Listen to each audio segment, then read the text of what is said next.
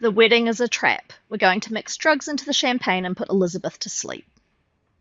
The moment that voice came through my smartphone speaker, muffled and distorted, it felt as if all sound had vanished from the world. I had just arrived at the walk-in closet of the villa that would serve as the day's venue.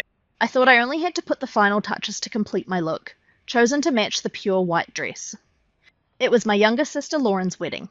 We were supposed to celebrate her new beginning at this seaside estate called Seaview Estate, the villa I had inherited from our parents. And yet, in stark contrast to the cool pearls gleaming softly at my fingertips, the voice I just heard on the phone belonged to Brian, our family's inheritance lawyer, and it was filled with unmistakable urgency. Elizabeth, can you hear me? You must not go to the wedding. Brian, what do you mean? I just arrived and I'm getting ready right now. The guests will be here any moment. He pressed on while cutting me off before I could finish. I'll explain later. I'm sending security camera footage to your phone right now. It's data from the hidden cameras you tested with the installer last night. 3 minutes is enough. No, even 1 minute will do. Just watch it.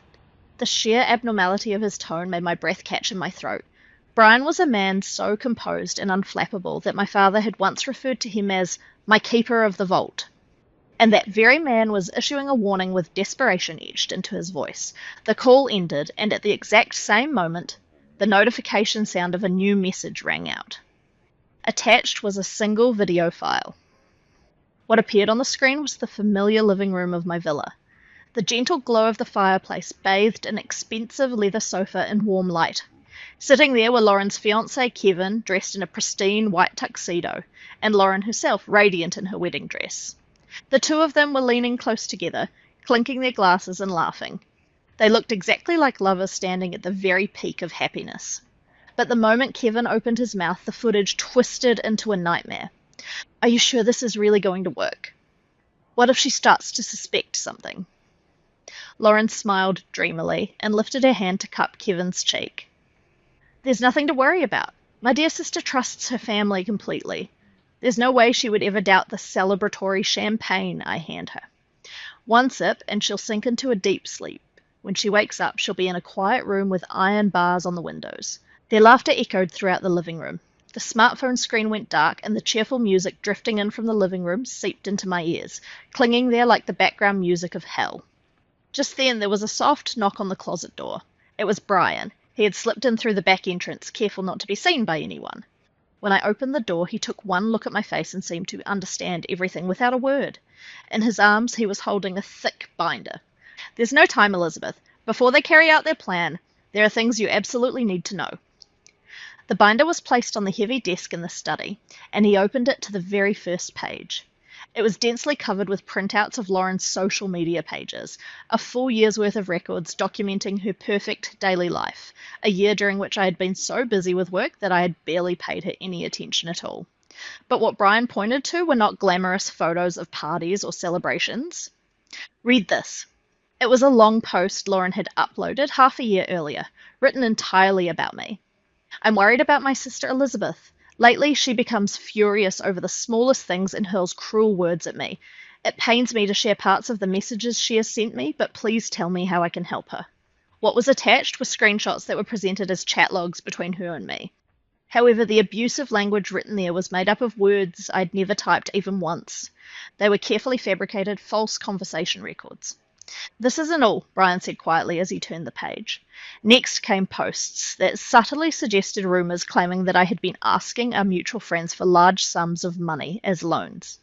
There was even a disturbingly polite comment from an account claiming to be a doctor saying, Elizabeth's behaviour may be a sign of delusional thinking. A professional diagnosis is necessary. Of course, no such doctor actually existed. Everything had been meticulously arranged to isolate me socially and to construct the false image of an emotionally unstable older sister. The final, decisive blow was the wedding guest list. There were 2 names that Brian had circled in red pen. One was the most authoritative psychiatrist in the state, Dr. Harris. The other was a family court judge, Andrew Miller. Lauren had introduced them to me as close family friends. They're not friends. They're accomplices, Brian said calmly. This is the plan. After you lose consciousness from the drugs, Dr. Harris will diagnose you with an acute psychotic episode, and Judge Miller will sign an emergency protective order on the spot. It's a perfectly staged setup designed to strip you of your freedom and your assets, all under the guise of legality. A chilling sensation ran down my spine. This was no mere sisterly dispute. It was a meticulously crafted perfect crime planned over the course of more than a year. Why would Lauren go that far? When it comes to inheritance, our parents were supposed to leave everything to us equally. I've even been the one covering most of the maintenance costs for this villa. Brian did not answer my question. He simply opened the binder to its final page in silence and placed an old key on the desk. It was the key to the safe in my father's study, a heavy piece of iron that had never once been opened since my parents passed away. My father instructed me to give this to you when you turn 25, and he also said this: if Lauren ever reveals her true nature, give this to Elizabeth before that moment comes. My father had seen everything coming. With trembling hands, I opened the safe, and inside, among stacks of legal documents, lay a single envelope. On the front, written in my mother's elegant handwriting, were just a few words: to my beloved Elizabeth. Breaking the seal and unfolding the letter paper, I found my mother's feelings written there. If you are reading this, then your younger sister has betrayed you. Please forgive me for noticing the darkness in her heart, yet failing to correct it.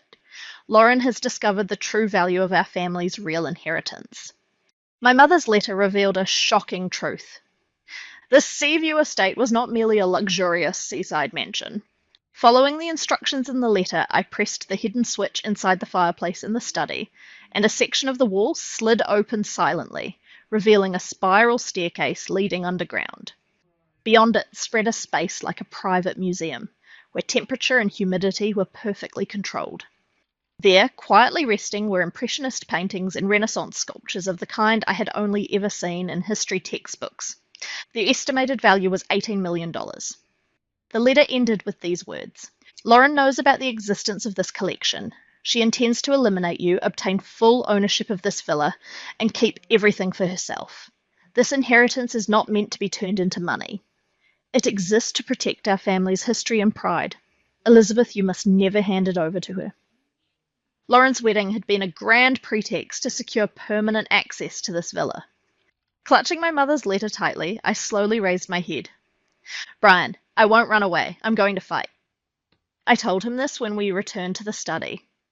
But this would not be a reckless counterattack. I would expose the enemy for who they truly were and then trap them perfectly. First, we need to know our enemy. Brian, hire a trustworthy investigator immediately. Dig into the past of the man named Kevin, thoroughly, from money trails to personal connections. He looked into my determined eyes and nodded firmly. Then I picked up my smartphone as well. The person I called was Daniel, a friend from my university days who now works as a cybersecurity specialist. Daniel, I need your help. Lately, something feels wrong with my home network. I have this unsettling feeling that someone is watching me. This is purely for self-defense, but could you check the logs to see if there's been any unauthorized access? Daniel quickly grasped the situation and agreed without hesitation. Barely an hour later, shocking reports arrived almost simultaneously from Daniel and from the investigator Brian had hired. Daniel's report confirmed that my fears had been well-founded. Elizabeth, there's no doubt you've been breached. From a device believed to belong to Kevin, there have been persistent attempts over the past several months to access your PC and cloud storage. On top of that, I found some unencrypted data in his communications. The goods will be delivered after the ceremony. The deadline is strict. It sounds exactly like some kind of deal. Almost at the same time, Brian placed the investigator's report in front of me. It detailed Kevin's astonishing true identity. At least 3 times in the past, he had become engaged to wealthy women, only to have the engagements mysteriously called off just before the weddings, walking away each time with enormous settlements and breakup payments.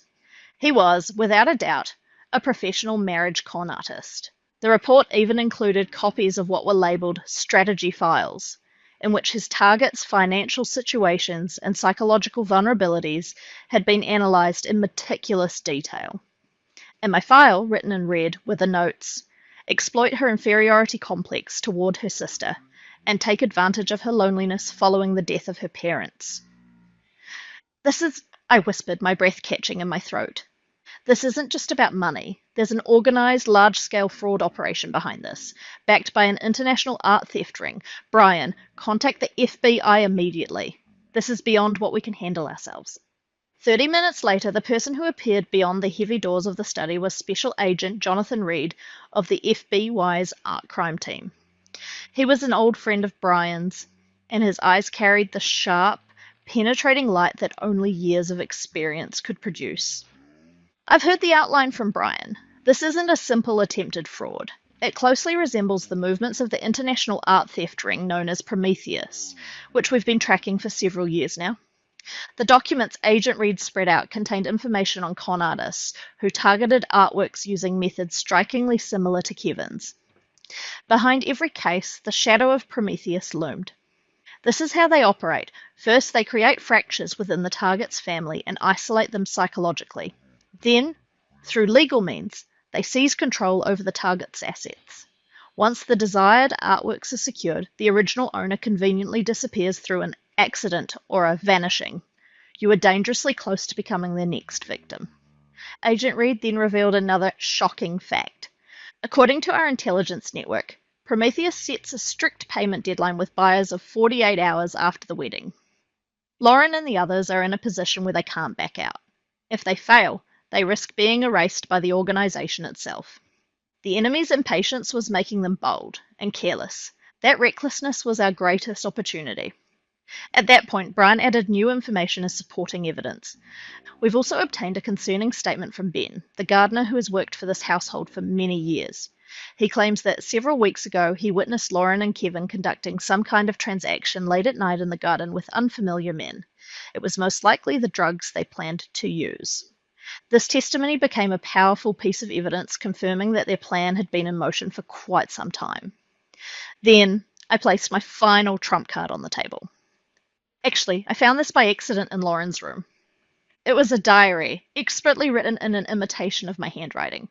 Inside, entries detailing mental instability, such as "I can't trust anyone and I feel like I'm being watched," had been meticulously recorded over the past several months. Of course, every word of it was fabricated. They were planning to submit this as decisive evidence after I lost consciousness. Agent Reed let out a low whistle. Thoroughly prepared. With this, no one would believe you. Exactly, I replied with a quiet nod. That's why we're going to turn it against them. Under FBI surveillance, I'll create my real diary and add new entries. I'll write, "Kevin is hiding something. I have a feeling the secret lies in the safe in my father's study." And then we'll deliberately let them discover it. At my proposal, everyone in the room held their breath. This was a trap within a trap. The plan was set in motion with lightning speed. First, Agent Reed's team carefully unlocked the old safe in my father's study and installed ultra-miniature cameras and microphones inside it. We deliberately left the safe completely empty. Next, under FBI supervision, I added the final page to the fake diary that had been hastily prepared. What is Kevin's true objective? I found something in his belongings that looks exactly like the key to the safe in my father's study. Tonight, after he falls asleep, I have to make sure. It was poisoned bait, meant to suggest that I was beginning to uncover their secret and to drive them into panic. I then intentionally hid it carelessly in a place where Lauren would easily find it. The preparation of the trap did not end there. At Agent Reed's suggestion, we also launched a psychological operation designed to fracture the conspirators from within. One of his subordinates sent a single message to Dr. Harris and Judge Andrew Miller, respectively, from anonymous prepaid phones. The FBI is conducting a covert investigation on Seaview Estate. This is your last chance to accept a plea deal. If you stay aboard Prometheus's ship, you will go down with it. This single message was certain to create a fatal crack in their unity. Then I moved on to the final finishing touch. Just before the wedding, I visited Lauren's waiting room. In my hand was a small velvet box. "Lauren, congratulations on your wedding. This is something Mum once gave me, and I had it remodeled just for you. As a symbol of our sisterly bond, I want you to have it." What I offered her was a beautiful antique brooch. For a brief moment, she looked at it with suspicion, but whether it was my sorrowful performance or the words "sisterly bond" that moved her, she accepted it without protest. "Thank you, I'm so happy." She proudly fastened the brooch to the front of her dress. Of course, it was no ordinary brooch. Inside it was a state-of-the-art, high-performance listening device prepared by the FBI. With this, all of their conversations on the wedding day would be transmitted in real time to Agent Reed. Just minutes after my visit to her room, Agent Reed quietly spoke to me as I waited in the study, pressing a finger to his earpiece. They took the bait. Lauren just told Kevin that you might be starting to suspect something. It looks like they found the fake diary. From the bug hidden inside the brooch, I could hear their voices, thick with impatience. What do you think about that diary? It's probably just paranoia, but to be safe, we'll move up the plan. Let's finish everything as soon as the toast is over. They had bitten perfectly into the bait I had set. Then, from their conversation, decisive words about the safe leaked out. That safe is infuriating. Dad must have been hiding something in it. Don't worry. Once the ceremony is over, everything in that house will be ours. We'll just break the safe open and check what's inside. They still had no idea that the safe in the study they were about to head toward was actually the entrance to hell. And then the time for the wedding arrived. Beneath a pure white arch set up in the garden, I slowly walked down the aisle as the guests greeted me with applause. At the altar, Lauren and Kevin welcomed me with radiant smiles. Their smiles were perfectly staged, but the rough breathing and rapid heartbeat I could hear through the brooch told me everything about the panic hidden beneath those masks. I'm so glad you came. Lauren embraced me and whispered that in my ear. Her voice seemed to carry a strange mixture of pity and mockery. I lightly patted her back and whispered back in the same way. For your happiness, of course I would, Lauren. The vows were exchanged and the rings were placed on their fingers. Everything looked like a picture-perfect scene of happiness, yet my eyes caught the sharp gazes of Agent Reed's operatives, standing around the venue disguised as waiters. I could also see Dr. Harris and Judge Andrew Miller seated among the guests, clearly unsettled, glancing around repeatedly, no doubt shaken by the anonymous messages they had received. At last it was the final stage of the plan. I had been entrusted with the toast and I stepped up to the microphone.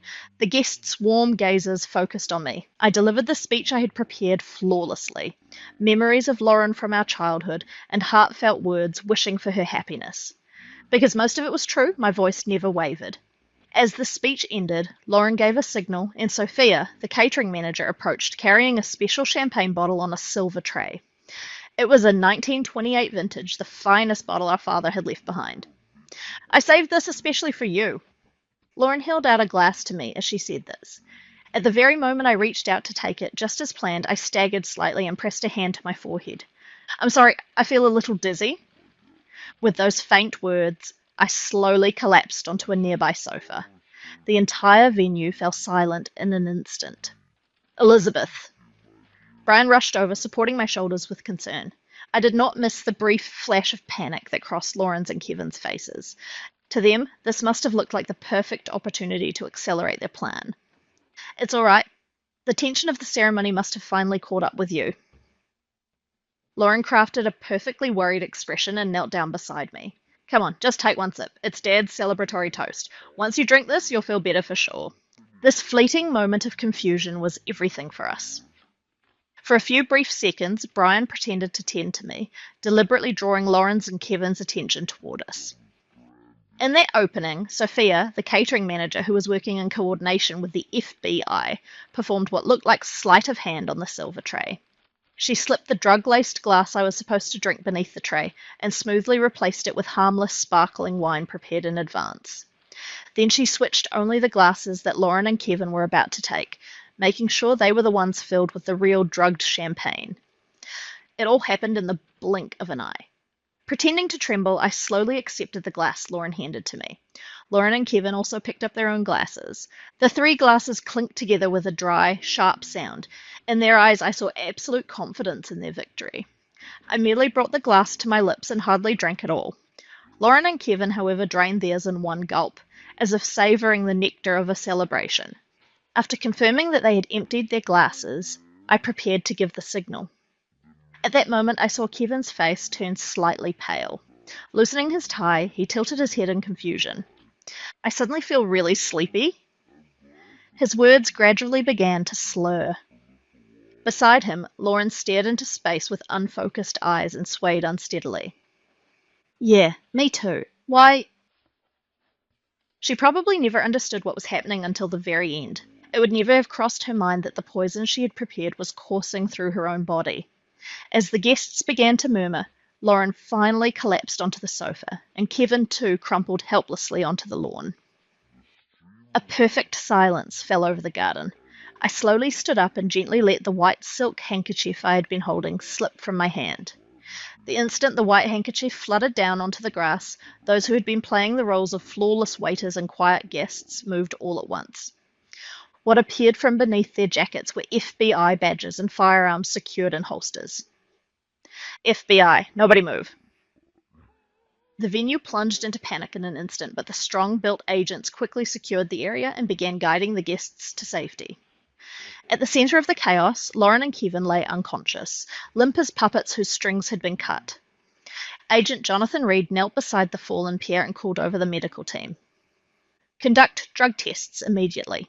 Identify the substance used and secure it as evidence. The medical team efficiently drew blood from both of them and carefully placed the champagne glass Lauren had been holding into an evidence bag. I watched the scene unfold in silence. The other two conspirators at the heart of the commotion, Dr. Harris and Judge Andrew Miller, stood frozen in place, their faces drained of colour. Already shaken by the anonymous messages, they seemed to lose all will to resist when the FBI revealed themselves. Two agents quietly approached them. Dr. Harris, Judge Andrew Miller, you are requested to come with us to the station on suspicion of conspiracy and attempted fraud. Without offering any resistance, the two were led away, utterly powerless. I watched as the social status and reputation they had built over the years crumbled away under the red lights of the police cars.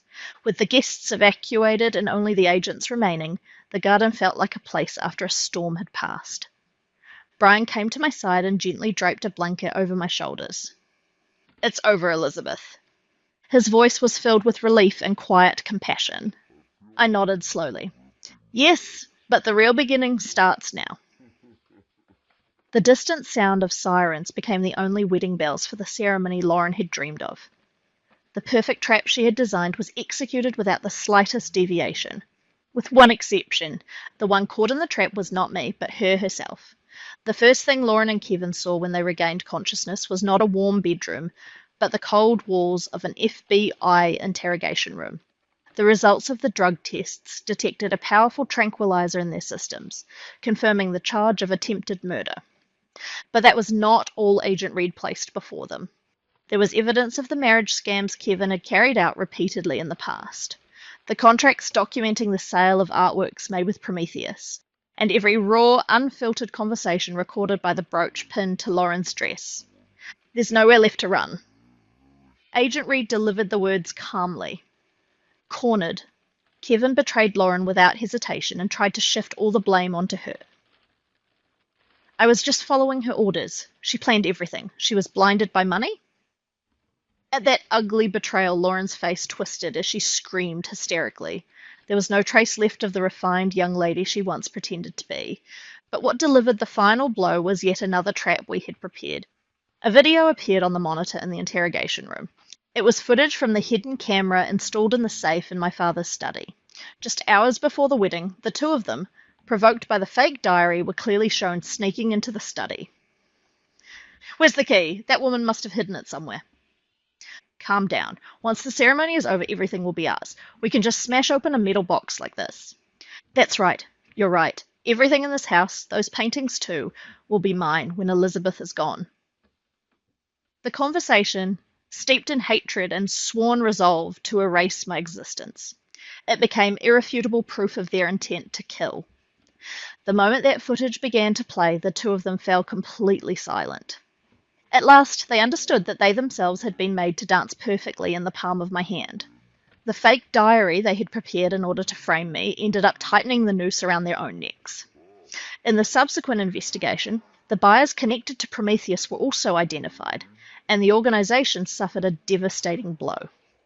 Testimonies from Ben the gardener and Sophia from the catering staff became decisive evidence that sealed their guilt.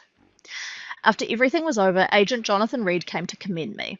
Your courage and intelligence exposed a massive crime that we might not have been able to solve on our own. Thank you, Elizabeth. I quietly shook my head. The only thing I did was try to protect my family and its inheritance. My battle had truly come to an end. Several weeks later, I was sitting on the hard bench of a local courtroom gallery. The sight of Lauren and Kevin standing in the defendant's seats looked nothing like they had on that glamorous wedding day. The expensive dress and tuxedo had been replaced with dull orange prison uniforms, and the confidence that once filled their expressions had been reduced to exhaustion and despair. The trial proceeded overwhelmingly in our favor. The evidence submitted by the FBI was flawless. The camera footage from the safe, the recordings from the brooch, Kevin's history of fraud, and his connections to Prometheus. Their lawyers were powerless, and in the end, both of them confessed to all charges. The co-conspirators, Dr. Harris and Judge Andrew Miller, accepted plea bargains and testified to the full scope of Lauren's plan, avoiding prison sentences but losing every shred of their social standing. On the final day of the trial, I took the witness stand. The prosecutor urged me to speak about the immense psychological pain I had suffered and the sorrow of being betrayed by my own sister. But I did not speak a single emotional word. I stated only the facts calmly and plainly, and then at the end, I added this. I'm not here today for personal revenge. I'm here to show that exploitation and abuse carried out in the name of family must never be tolerated. And I am here to make clear how unforgivable it is to sell off cultural heritage protected by our parents and lineage for the sake of personal greed. My words echoed quietly through the courtroom. Lauren, unable even to grasp their meaning, merely stared at the floor with vacant eyes. The sentence was 15 years in prison. By the time the two of them return to society, the world will have changed completely. After the trial ended, I made a major decision. I chose to open the art collection that had been sleeping underground to the public for the first time. With Brian and a team of specialists, I renovated part of the estate and opened it as a small, reservation-only museum. Furthermore, I placed several symbolic pieces from the collection up for auction, and using the enormous proceeds as capital, I established the Anderson Sanctuary Foundation. Its mission was to support people suffering from psychological and economic abuse by family members like Lauren, and to provide shelters and legal assistance so they could achieve independence and safety.